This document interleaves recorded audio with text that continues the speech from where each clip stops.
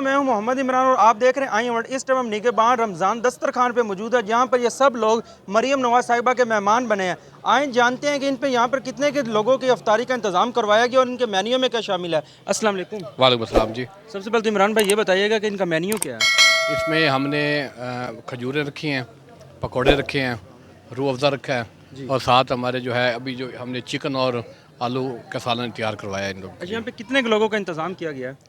क्योंकि ये पहले अफ्तारी थी, हमें अंदाज़ा नहीं था। जी। हमने यहाँ पे कुछ 600-700 के करीब हमने इंतज़ाम किया था।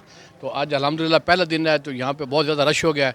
इंशाल्लाह कल से हम इसको दूना कर देंगे। अच्छा, मतलब का कहना मकसद है कि जो आज है इससे कल डबल आप यहाँ कल पे डबल इंतज़ामात करेंगे कर देंगे। और हमारी जो अगली कोशिश वो ये है कि हम लेडीज़ को अलहदा बिठाएं और मर्द हज़रात को अलहदा बिठाएं।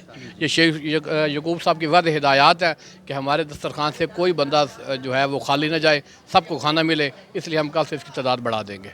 जी नाज़रीन, जैसे कि आपने जाना कि इनके मेन्यू के अंदर खजूर, चिकन कौरमा और जो साथ पकोड़े वगैरह पेश किए गए थे। उन भाई का कहना है कि आज हमें अंदाज़ा नहीं था, 700% की अफ्तारी का हमने इंतज़ाम किया था, लेकिन इस पॉइंट के ऊपर 700 से ज़ायद लोग तजावज़ कर गए थे। लेकिन कल हम लेडीज़ का सेटअप अलहदा करेंगे और जेंट्स का सेटअप अपना अलहदा कर देंगे। इसके साथ ही अपने मेज़बान को इजाज़त दीजिए। अल्लाह ने